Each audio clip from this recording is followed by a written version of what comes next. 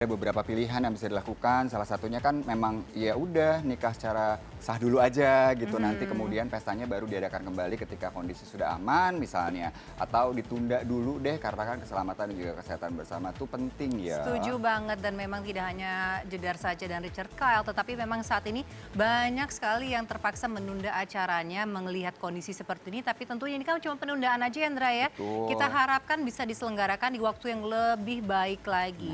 Tapi kan kalau di antara mereka ini masih akan terus berjalan. Bagaimana seandainya pasangan yang akhirnya tidak menjadi nikah untuk seterusnya nih, jadi benar-benar batal dan Seperti putus. Vero Walandau dan juga Susan Sameh, mereka setelah pacaran selama kurang lebih 3 tahun, kemudian terpaksa berpisah karena ada satu prinsip yang tidak bisa disatukan. Ternyata ini tidak menimbulkan trauma kok untuk Susan gitu ya, masih punya semangat untuk bisa menemukan cintanya.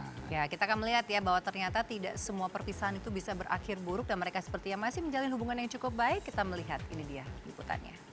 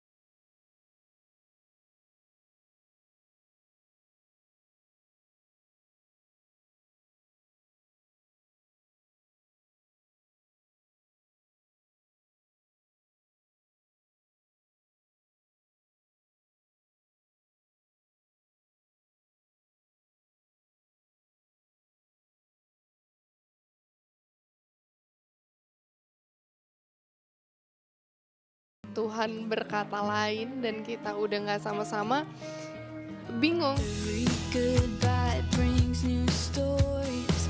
You were the days of teenage. Bukan lagi amarah, adik dari pembalap wanita Sabrina Sameh ini memilih untuk pasrah, harus batal menikah. Rencana yang telah disusun matang-matang pun harus rela kembali berubah statusnya menjadi coming soon. Yang pasti ya kita harus pasrah, itu harus ikhlas.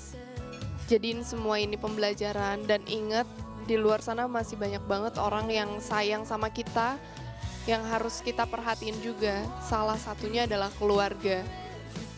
Masa kitanya mau bersedih-sedih, aku mikir aja orang tua aku itu semakin lama umurnya semakin bertambah, semakin tua. Daripada akunya sedih-sedihan, lebih baik aku buang kesedihan itu dan aku fokus untuk membahagiakan keluarga aku itu sih. Adakah isu orang ketiga jadi perkara di antara keduanya? Kalau aku enggak ya. Kalau dari aku enggak ada faktor orang ketiga. Cuman kalau dari pihak mantan aku nggak tahu. Tapi setahu aku enggak. Tapi nggak tahu ya. Nggak tahu. Cuman setahu aku enggak dan dari aku pun enggak. Jadi emang benar-benar kita ngerasa kita nggak cocok aja. Kalau untuk pernikahan itu kan sekali seumur hidup, bukan untuk 5 tahun atau 10 tahun, tapi untuk selama-lamanya kita bareng-bareng. Pas kita pikir-pikir kayaknya ya emang nggak bisa.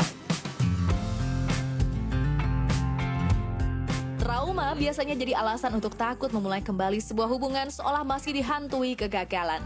Namun hal itu nyatanya ditepis oleh Susan yang mengatakan bahwa ia akan terus melihat ke depan, menjadikan masa lalu pelajaran agar kian selektif menentukan pilihan.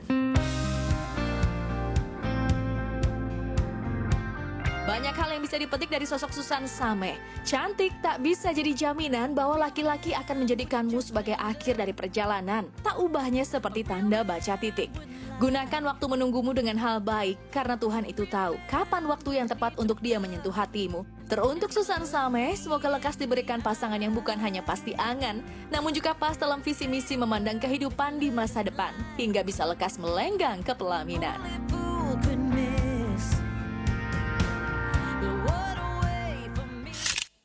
Semoga